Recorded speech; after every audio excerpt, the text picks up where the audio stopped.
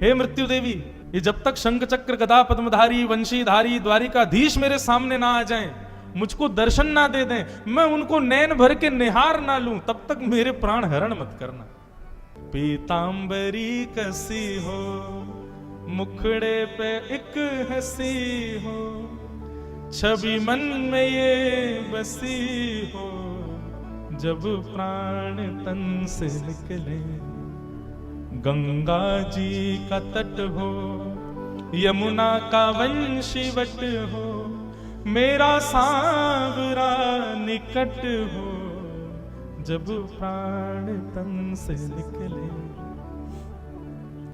मृत्यु देवी बोली, इसका मतलब ठाकुर जी तो युद्ध करा के वापस द्वारिका जा रहे हैं, द्वारिका जाएंगे तो ना जाने कितने सालों में वापस आएंगे, और तब तक आएंगे भी तो आपके पास आएंगे, इसकी कोई गारंटी नहीं, तब तक मैं खड़ी रहूं? बोले हाँ खड़ी रहो, इच्छा मृत्यु है, जब तक मेरी इच्छा नहीं होगी मेरे प्राण नहीं निकलेंगे। तो मेरी इच्छा यही है मृत्यु देवी, जब ठाकुर जी मेरे सामने हो और मैं उनसे वाद संवाद कर लूं, उनको देख लूं, तब तुम आ जाना।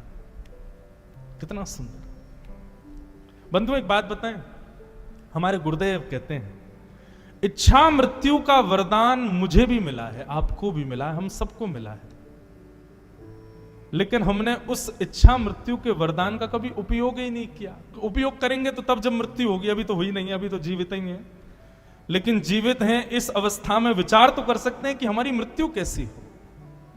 मैं अपनी कथाओं में कहा करता हूं, व्यक्ति ने सारे डिसीजंस ले रखे हैं अपने, मुझे घर कहां बनाना है, मुझे बच्चों को कहां पढ़ाना है, पत्नी मेरी कैसी होनी चाहिए, बच्चे मेरे होंगे, बेटा होगा तो ये नाम, बेटी होगी तो ये नाम, पढ़ेंगे इस स्कूल में, कॉलेज ऐसा होगा, बड़े होकर के वो भी इंजीनियर बनेंगे। मैं प्रेशर नहीं डालूंगा, लेकिन फिर भी कहूंगा मुझे अच्छा लगेगा तुम डॉक्टर बनोगे तो आगे चल के ऐसा करूंगा। सब चीज डिसाइडेड है। मृत्यु भैया उसका नाम मत लो, अरे मरने की बातें मत किया करो यार, तुम अभी तो जी लें पहले, तुम मरने की बातें पहले कर देते हो। लेकिन आप मुझे खुद बताइए संसार का अकाट्य सत्य क्या है, जो सबको पता है, जो सबको पता है, मृत्यु।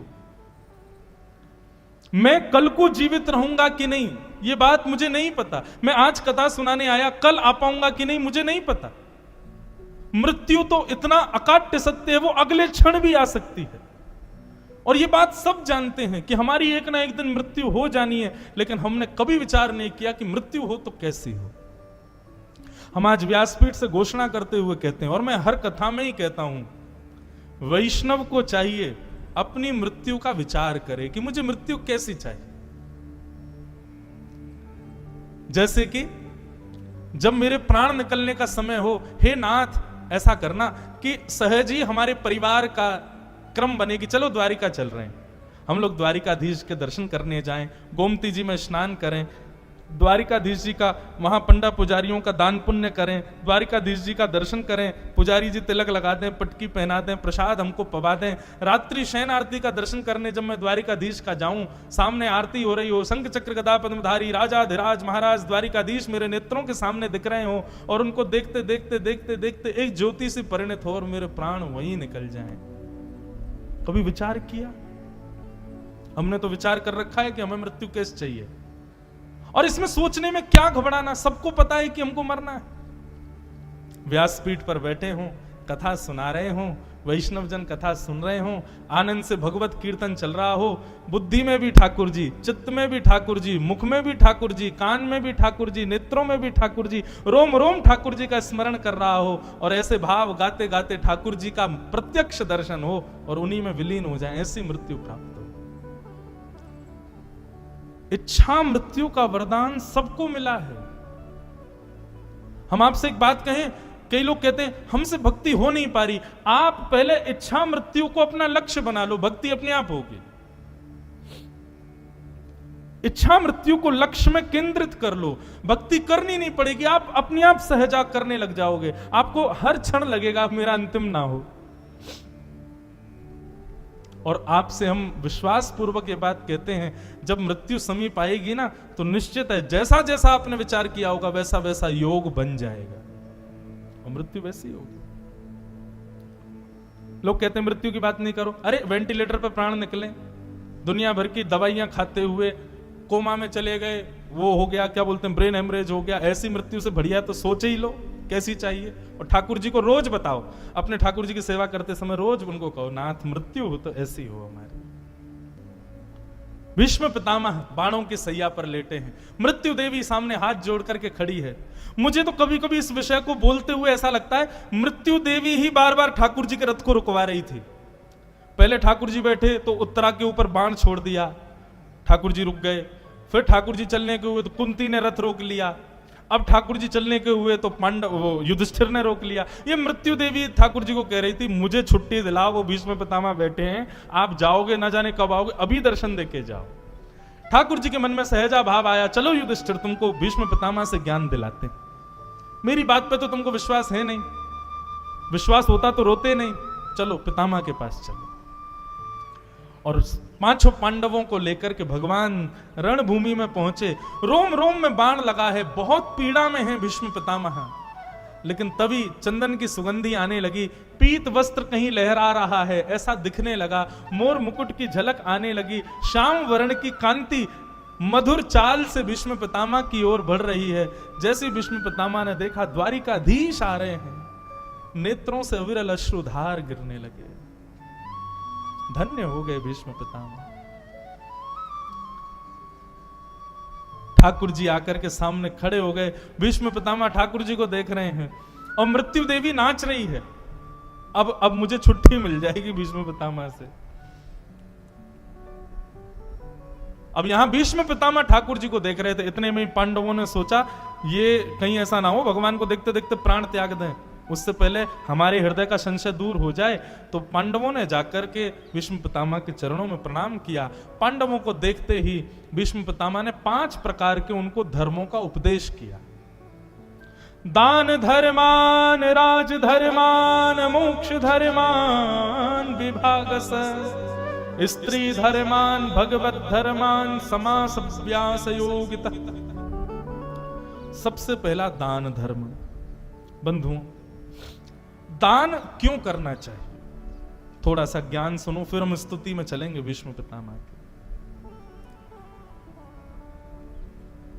धन के 10वें अंश में पाप का निवास होता है। क्यों? क्योंकि अभी आप आगे कथा में सुनेंगे कि कलयुग को 5 स्थान दिए गए हैं, उसमें से एक स्थान धन भी है। हम जब धन कमाते हैं तो उसका जो 10वां भाग है, जितना हमने कमाया उसका 10वां भाग तुरंत हटा देना चाहिए, उसको कहीं सत्कार्य में लगा देना चाहिए। क्यों? उसमें पाप निवास करता है। हमने जैसे ही उसको अलग किया, हमारा वो धन पवित्र हो गया जितना हमारे पास है। उससे कभी दूषित बुद्धि प्रकट नहीं होगी, कभी दूषित क्रिया करने की इच्छा नहीं होगी जब आप धन का दशांश निकालते रहोगे। लेकिन लोग क्या करते हैं, कमाए 100 रुपया, निकालेंगे 1 रुपया, तो फिर वो पाप जन्य हो गया ना। दशांश थोड़ी है, दशांश तो 10 रुपया होगा। इसलिए जितना भी व्यक्ति को यह भी चाहिए, वैष्णव को चाहिए खूब कर्म करके धन कमाए, लेकिन धन लाते ही उसका हिसाब बैठाए कितना है और उसका 10वां भाग अलग ही कर दे। ये कहां प्रयोग करना है? ये ठाकुर जी की सेवा में, ब्राह्मणों की सेवा में, संतों की सेवा में, असहाय लोगों की सेवा में, गरीब कन्याओं के, गरीब लोगों के उपकार में, भगवत सेवा में इसका प्रयोग। उसका प्रयोग अपने लिए नहीं होना चाहिए, उसमें पाप का निवास है। अब एक बार एक व्यक्ति ने मुझसे प्रश्न किया, महाराज जी हम अपना पाप किसी और को दे देते हैं, उसको पाप लग जाता होगा। अरे नहीं, आपने धन किसी और को दिया तो उसके पास जितना गया उसके दशांश में पाप है, उसको उतना दशांश निकालना है, सबको निकालना है। आपने किसी को 100 रुपए दिए तो उसको 10 रुपए निकालने चाहिए उसमें से। पाप उसके लिए 100 रुपया कमाई है ना, आपके लिए तो 1000 में से 100 था, उसके लिए 100 में से 10 है। दशांश दान करना चाहिए। दुनिया में सबसे श्रेष्ठ दान क्या है? ज्ञान का दान, सद्भाव का दान, सद्विचारों का दान। हो सकता है कि आप 5-6 साल में मेरी शक्ल भी भूल जाओ, लेकिन यहां कहीं कोई अच्छी बात वो जीवन भर आपको याद रहेगी। व्यास जी की शक्ल तो याद नहीं आ रही हमको, लेकिन उन्होंने एक बात अच्छी बताई थी। तो ज्ञान सदा आपके हृदय में। अच्छा, एक और बात, दान श्रेष्ठ कौन सा? जो कभी खर्च ना हो, यह भी कह सकते हैं। जो खर्च हो जाए वो दान श्रेष्ठ नहीं। आपने किसी को दिया और उससे कभी खर्च ना हुआ, वो दान श्रेष्ठ। और ज्ञान का दान कभी खर्च नहीं होता, उसका कितना भी उपयोग करो वो बढ़ता ही रहता है। इसलिए ज्ञान का दान, भक्ति का दान, ये श्रेष्ठ दान। दान का विषय बताया, फिर राजधर्म बताया। राजधर्म का विषय बंधुओं इस प्रकार है कि जो राजा लोग होते हैं, सॉरी अगर कोई यहां बैठा हो तो, नेता आदि लोग जो होते हैं वो कई बार सत्ता में आने के लिए झूठ भी बोलते हैं, कपट भी करते हैं, कुछ गलत भी करते हैं। क्या उनको पाप नहीं लगता? यही राजधर्म है, नहीं करेंगे तो जीते ही नहीं पाएंगे। इसलिए उनको थोड़ी बहुत अब छूट मिली हुई है, थोड़ा बहुत झूठ बोलने के लिए, विपक्षियों को नीचा दिखाने के लिए कुछ ना कुछ करते रहते हैं। तो ये भ्राता भी भ्रातरम हन्यात ये ना घोर तरस्ततः, यही राजधर्म है। तो दान धर्म, राजधर्म, फिर बताया मोक्ष धर्म। मोक्ष धर्म क्या है बंधु? हर व्यक्ति चाहता है मैं जितने दिन रहूं खुश रहूं और जब मर जाऊं तो मेरी मुक्ति हो जाए। ऐसा नहीं हो पाएगा। मोक्ष धर्म केवल एक ही स्थिति से हो सकता है, और वो क्या है? हरिस्मृति। भगवान का जितना स्मरण करेंगे तभी मोक्ष प्राप्त हो पाएगा। भागवत में वर्णन है, दो लोगों को मुक्ति सहज मिलती है। किन किन को? पहले वो जो अपने राष्ट्र, अपने देश की रक्षा के लिए अपने प्राण त्याग देते हैं, ऐसे राजधर्म, ऐसे सैनिक आदि, इन सब के लिए कहा गया कि जो अपने जन्मभूमि के लिए अपने विपरीत दुश्मनों से लड़ते हुए प्राण त्याग देते हैं, उनको मोक्ष मिलता है। या फिर हरि सत्संग भजन करने वालों को मोक्ष मिलता है। मोक्ष धर्म बताया। उसके बाद स्त्री धर्म बताया। स्त्रियों का धर्म क्या है? भर्तु शुश्रूषणम स्त्रीणाम परो धर्मो यमायय तद्बंधुनाम च कल्याणम प्रजानाम चानुपोषणम। एक बात कहें, मुंबई में कथा चल रही थी मेरी, यही विषय चल रहा था। तो एक व्यक्ति, एक कन्या ही थी, उसने मुझसे कहा महाराज जी एक मेरा प्रश्न नहीं है, एक तर्क है। मैंने कहा बताओ। हर जगह माताओं को ही क्यों समझाया जाता है? भाई लोगों को क्यों नहीं समझाते कभी? हैं? वहां मानस जी में देखो तो वहां पर भी स्त्रियों को समझा रहे हैं। आज आप भागवत में भी 5 धर्म बताए, उसमें पुरुष धर्म नहीं बताया आपने। दान धर्म बताया, राज धर्म बताया, मोक्ष धर्म बताया, स्त्री धर्म बताया, भगवत धर्म। स्त्रियों को ही क्यों समझना है, पुरुषों को क्यों नहीं समझना? कई लोग ऐसा प्रश्न करते हैं कि मुझे ऐसा लगता है कि इन्होंने दाव खेला कि बेटा अब तुम बच के दिखाओ, निकलो, कैसे निकलोगे हमारे इस प्रश्न के जाल से। पर भगवान की इतनी कृपा है कि कोई ना कोई भाव आ ही जाता है मन में। उनका ये प्रश्न करना हुआ और हमारा उत्तर देना हुआ, भगवत कृपा से, ठाकुर जी की प्रेरणा से उत्तर दिया। फिर बाद में मैंने अपने गुरुदेव से पूछा क्या मैंने सही उत्तर दिया? तो गुरुदेव ने हमको एक चॉकलेट भेजी, बोले बिल्कुल सही उत्तर। उत्तर क्या था कि भाई जिम्मेवार व्यक्ति को ही दायित्व दिया जाता है, गैर जिम्मेवार व्यक्ति से तो काम छीन और लिए जाते हैं, बोले रहने दे तू बिगाड़ देगा।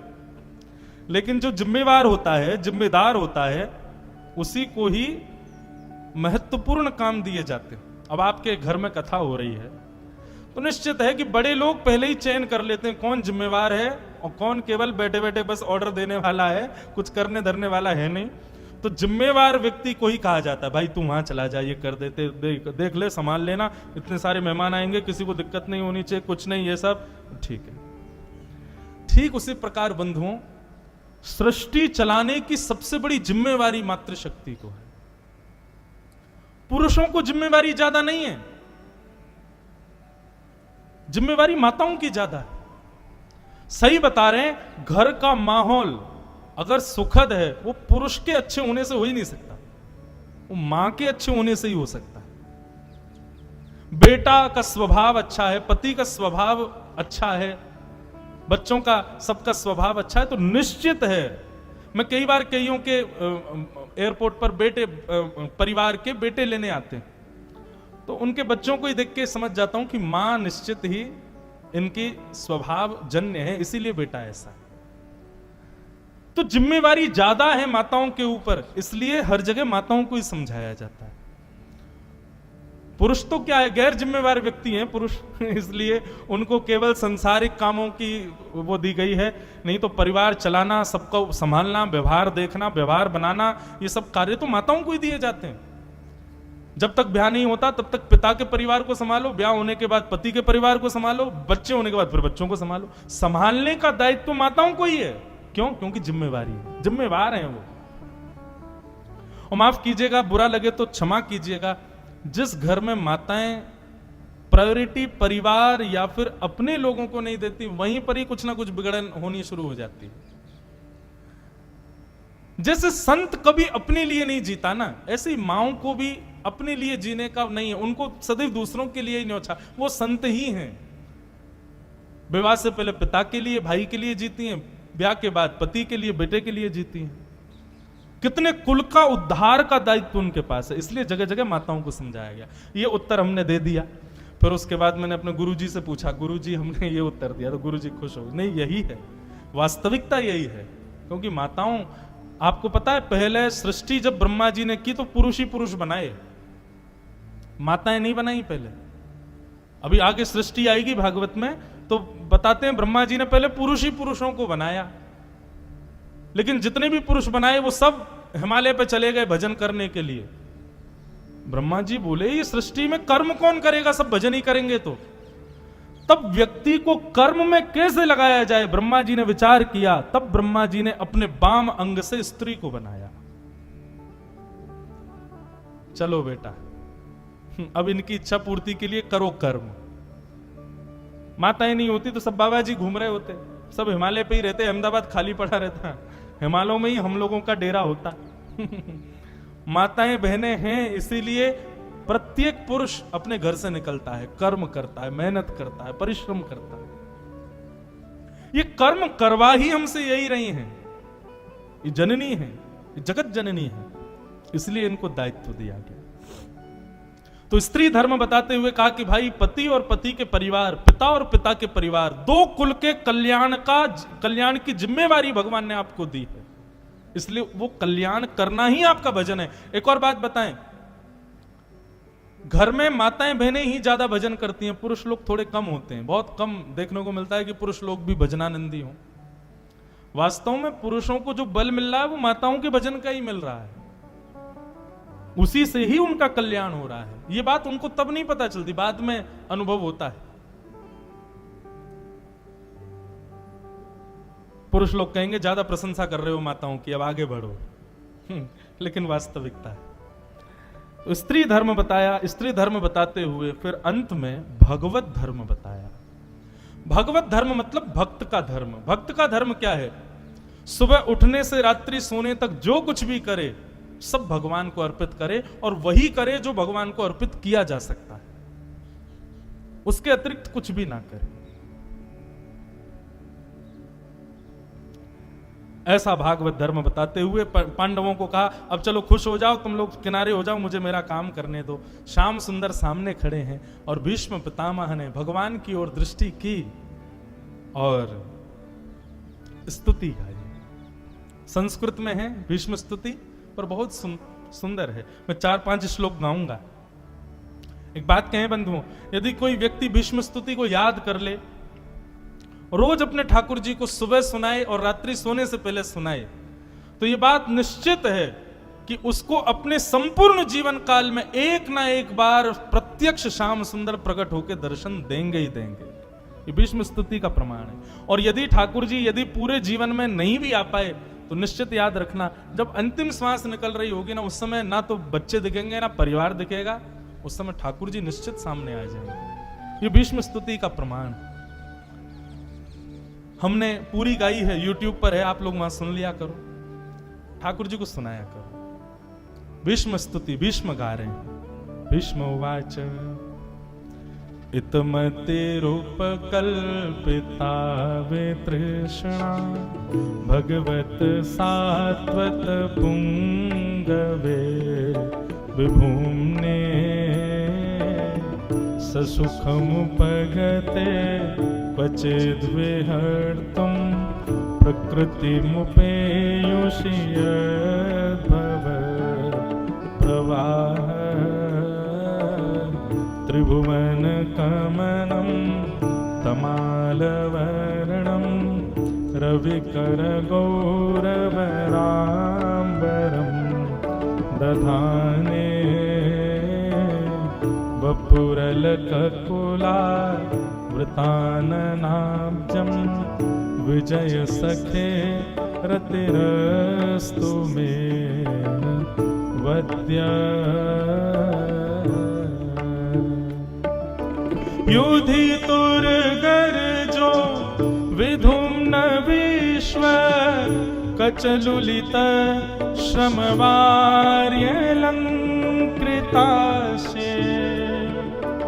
मम निशितशरै निकायुरक्ष्णा हे मम निशितशरै निकायुरक्ष्णा त्वचविलसत् कवचेस्तु कृष्ण आत्मा सपदि सखे वचो निशम्य मध्ये निज परयोर्वलयोरथं निमेष्य स्थितवति परसै निकायुरक्षणां गतवत् पार्थ सखेरत ममास्तु।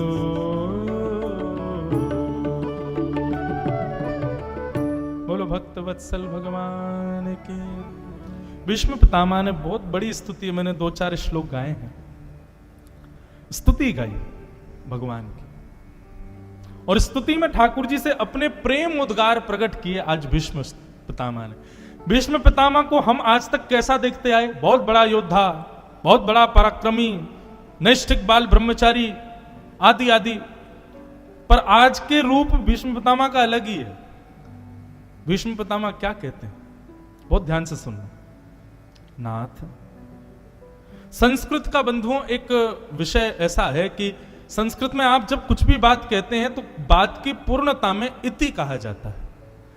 जैसे आप हिंदी में कुछ भी लिखते हैं तो पूर्ण विराम लगाया जाता है, इंग्लिश में लिखने के बाद फुल स्टॉप लगाया जाता है, ऐसे ही संस्कृत की विश्रांति में इति कहा जाता है, किसी भी वाक्य की विश्रांति में। परंतु एकमात्र भीष्म पितामह की स्तुति ऐसी है जिसके प्रारंभ होता है इति शब्द से। विद्वानों ने कहा कि भीष्म पितामह ने इति क्यों कहा? बोले भैया समझने वाली बात है। भीष्म पितामह इति कहते हैं, मतलब पहले इति कहकर के किसी वस्तु का विश्राम कर रहे हैं, इसीलिए इति बोल रहे हैं। मतलब मानो भीष्म पितामह कह रहे हैं अब मेरे संसार के कर्तव्य, संसार के विषय भोग, संसार के जितने भी व्यवहार हैं उन सब की इति। मैं पराक्रमी हूं, मैं बलवान हूं, मैं विद्वान हूं, मैं पितामह हूं, मैं भीष्म हूं, इन सब की इति। अब मैं कुछ भी नहीं हूं, अब मैं आपकी स्तुति कर रहा हूं। मानो भीष्म पितामह कह रहे हैं जब तक आप अपने देहाभिमान से, अपने नामाभिमान से, अपने पद के अभिमान से जब तक इति नहीं करोगे तब तक ठाकुर जी की स्तुति मत गाना। माफ कीजिएगा, मैं एक व्यास हूं, यदि इस भाव से मैं द्वारिकाधीश का दर्शन करने जाऊंगा ना, द्वारिकाधीश मुझे दिखेंगे, मैं द्वारिकाधीश को नहीं दिखूंगा। मुझे वहां इसी भाव से जाना होगा कि मैं कुछ नहीं हूं, मैं एक सामान्य हूं, मेरे अंदर जो ज्ञान है, मुझे जो पता है, मैं जो कथा में कहता हूं, सब नाथ आपकी कृपा है, मेरी तो कोई सामर्थ्य नहीं। इस भाव से मैं जाऊंगा, तब मुझे भले ही द्वारिकाधीश ना दिखे भीड़ की वजह से, लेकिन द्वारिकाधीश को मैं दिख जाऊंगा। भीष्म पितामह की इस भाव को समझिए। ठाकुर जी के सामने इति भाव से जाओ, वैष्णवों के सामने, संतों के सामने कभी अपनी योग्यताओं के अभिमान में मत जाओ, कुछ प्राप्त नहीं होगा। इति, दीन बन के जाओ। मैं ऐसे कितने लोगों को जानता हूं बंधुओं, उनके अंदर अनंत गुण हैं, अनंत योग्यताओं से परिपूर्ण हैं, लेकिन दिखाएंगे कैसे कि हम बहुत दीन हैं, हम तो बड़े सहज हैं, हमें तो कुछ आता ही नहीं है। ये खूबी है उनकी, ये वैष्णव का स्वभाव है।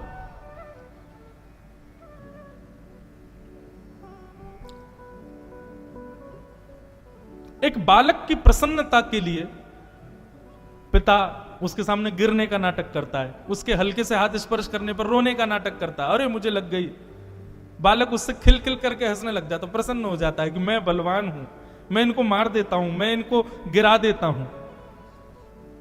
ठीक वैसे ही बंधुओं, ठाकुर जी सर्वगुण संपन्न सर्व बलवान है, उनके सामने उसी भाव से जाओ जैसे एक छोटे बालक के सामने आप अपने आप को अयोग्य दिखाते हो। भीष्म पितामह ने सबसे पहले इति कहा, मतलब अब सब चीजों की इति, मेरी योग्यताएं, मेरे गुण, मेरा नाम, मेरी प्रतिष्ठा, सबकी इति। अब मेरी बात सुनो नाथ। मतिरूप कल्पिता वितृष्णा भगवत सात्वत पुंगवे विभूमने। आज ये इति का ये जो भाव मैंने अभी सुना, ये पहली बार आया आज कथा में, आज तक नहीं कहा। ये भागवत जी की कृपा है कि कहीं हर कथा में कुछ ना कुछ नवीन भाव व्यासपीठ से ही आ जाता है। वाह। मतिरूप कल्पिता वितृष्णा भगवत सात्वत पुंगवे विभूमने। अब हम ज्यादा इसको कठिन ना बना के सहज सुनाऊं। भीष्म पितामह कह रहे हैं, ठाकुर जी मैं मरने से पहले अपनी एक अंतिम इच्छा पूरी करना चाहता हूं। भगवान बोले, बताओ क्या है आपकी अंतिम इच्छा? ठाकुर जी मैं एक बेटी का पिता हूं और मेरी बेटी अभी तक कुंवारी है, मैं उसका ब्याह करना चाहता हूं। पिता अपने जीते जी अपनी बेटी का ब्याह कर जाए तो उसको बड़ा सुख रहता है कि मैंने अपनी बेटी को एक अच्छे घर में भेज दिया, अब मैं अपने दायित्वों से निवृत्त हो गया। भगवान ने मुंह पे हाथ रखा, हो भीष्म पितामह तुम तो बाल ब्रह्मचारी हो, तुम्हारा तो कभी ब्याह ही नहीं हुआ, बेटी कहां से हो गई? अब जब भेद खुल ही गया तो यह भी बता दो कि कौन है हमारी माता जी, कहां ब्याह रचा करके पुत्री पुत्रों को जन्म दिया आपने? भीष्म पितामह मुस्कुराने लगे, बोले नाथ सांसारिक पुत्री नहीं है, एक आध्यात्मिक पुत्री है मेरी जो आपने मुझको दी है, मति। ये मेरी बेटी है। बेटी कैसी होती है? बेटी का स्वभाव होता है वो पिता से अपनी इच्छा पूरी करवाती है। नाथ मुझे ये चाहिए, ये चाहिए, ये आप सब भी घर में देखते होंगे, हम लोगों का क्रॉस कनेक्शन होता है मानवों का, मां का पुत्र से, पिता का बेटी से। बेटी से बहुत प्रेम करता है पिता। मेरी 3 बड़ी बहनें, इसलिए मुझे पता है पिता का भले ही एक ही बेटा हो लेकिन फिर भी वो बेटियों को हमेशा यही लगता है कि पिता भाई से ज्यादा प्यार करते, पर निश्चित यह है कि मां बेटे से प्रेम करती, पिता तो बेटी को ही प्रेम करता है। और वो दिखता है जब वो कन्यादान करता है अपनी बेटी का, उस समय कितना भी कठोर हृदय पिता हो, उसका रूप सामने आ जाता है। तो नाथ मेरी एक बेटी है। मति को बेटी क्यों कहा भीष्म पितामह ने? क्योंकि ये मति रूपी बेटी अपनी इच्छाएं पूरी करवाती है मुझसे।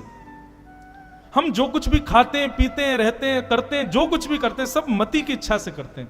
आपने किसी को कहा हमारे घर पे कथा है भैया, बहुत लिमिटेड लोग आएंगे, हम आपको निमंत्रण दे रहे हैं, आप आइएगा। अच्छा भैया ठीक है, समय तो है लेकिन देखूंगा, मन होगा तो मैं आऊंगा। कोई पार्टी में जाना हो, कथा ही नहीं, तो भी आपके मित्र हो, परिवारी जन हो, वो भी देखते यार मन नहीं है मेरा जाने का, मन होगा तो देखेंगे।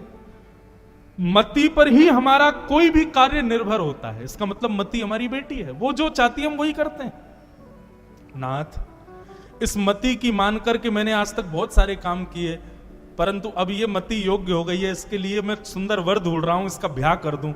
भगवान बोले ब्याह क्यों करना? बोले क्योंकि बेटी जब तक ब्याह नहीं करती तब तक अपनी इच्छा पूरी करवाती है, और बेटी का जब ब्याह हो जाता है ना तो वो अपने पति की इच्छा पूरी करवाती है पिता से। नाथ मेरी इस मति को ऐसा पति मिल जाए जिसकी इच्छा मैं आपसे पूरी करवाऊं और मेरा भजन हो जाए। ठाकुर जी बोले तो बताओ किससे करना है तुमको अपनी बेटी का ब्याह?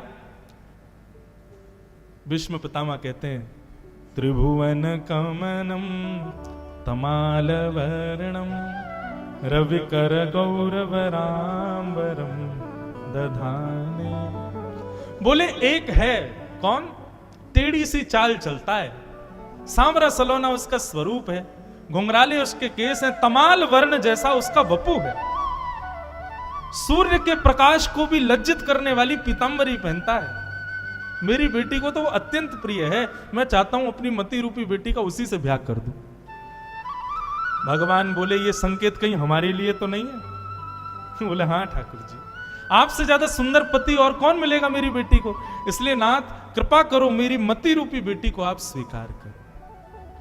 देखो सीधे सीधे कह सकते थे कि मेरी मति आपके चरणों में अर्पित, लेकिन कितना लंबा चौड़ा घुमा करके भीष्म पितामह प्रस्तुत कर रहे हैं। इसी को तो कहते हैं ऑर्गेनाइज्ड वे में भक्ति करना है। अभी हम लोग कैसे करते हैं, बस धूप दीप जला दिए, अगरबत्ती जला दी, ठाकुर जी है गो कल्याण, बस हो गई पूजा। अरे ऑर्गेनाइज रहो थोड़े से, थोड़ा उसमें ऐसी कुछ नवीनताएं लाओ। कुछ जैसे पाव भाजी बाहर ठेले पे खा लो, 20 रुपए की मिल जाएगी, वही 5 स्टार होटल में खाओ 300 रुपए की। क्यों? ऑर्गेनाइज्ड वे में आती है। ऐसी भक्ति भी बंधुओं सामान्य रूप की करोगे तो फिर ठाकुर जी भी उससे बोरे ही हो जाएंगे, लेकिन ऑर्गेनाइज्ड वे में करोगे, कुछ नवीनताएं उसमें लाओगे तो ठाकुर जी भी चकित रहा करेंगे, भाई पता नहीं आज क्या करने वाला है ये। कर्मा बाई कथा सुनिए। पिताजी चले गए गांव तीर्थ यात्रा पे, कर्मा से कह के गए, कर्मा बेटा सुनो, ठाकुर जी को खिचड़ी बना के रोज भोग लगाना और वही भोग पाना, ऐसी सेवा करना। पर ये नहीं कह के गए कि नहा धो के भोग बनाना। वैसे तो अनऑर्गेनाइज्ड वे था कर्मा का, पर इतनी सहजता थी कर्मा की भक्ति में, वो बिना नहाए धोए सीधा चूल्हा जलाया, कढ़ाई रखी, उसमें खिचड़ी बनाना शुरू, और खिचड़ी पक रही है, यहाँ कर्मा दातुन कर रही है, दांत मांज रही है, और दातुन करते करते दातुन से ही चला देती है खिचड़ी को, और वही खिचड़ी थाली में परोस के ठाकुर जी के आगे रखती है, और ठाकुर जी से कहती खाओ। ऐसे बैठे रहोगे? चलो उठो, खड़े हो जाओ, मैंने सुंदर खिचड़ी बनाई, सुबह सुबह उठ के बनाई है, पाओ इसको। नहीं पाओगे, अच्छी नहीं बनी। ठाकुर जी के आगे रखी खिचड़ी को चाट के देखती है, अरे नमक मिर्ची सब बढ़िया तो डली है, ठाकुर जी फिर पा क्यों नहीं रहे हो? अच्छा, बाबा के हाथ की खाओगे, मेरे हाथ की नहीं खाओगे? ठीक है, बाबा तो आएंगे महीनों बाद, महीनों तक बैठे रहो भूखे, मेरा क्या होगा, मैं तो रोज खाऊंगी।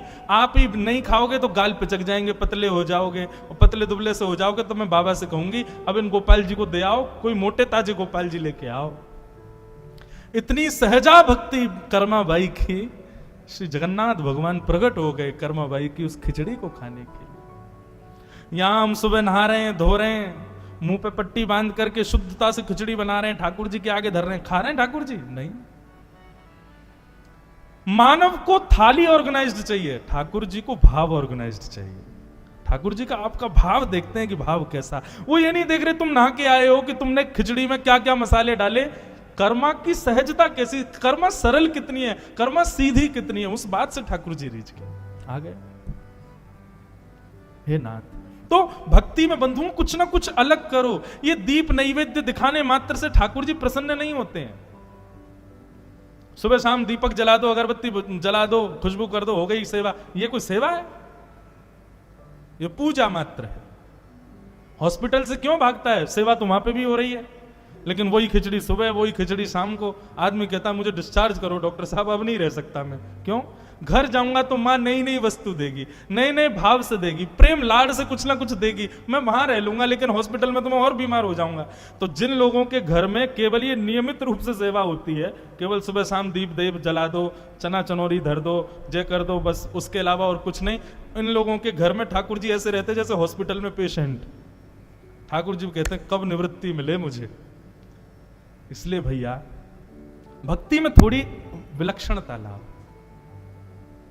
भीष्म पितामह ने सीधे नहीं कहा मेरी मति आपको अर्पित, मति को बेटी बताया और ठाकुर जी को दामाद बताया। बोले आपसे ब्याह करा दूंगा तो मेरी मति वही करेगी जो आप चाहोगे।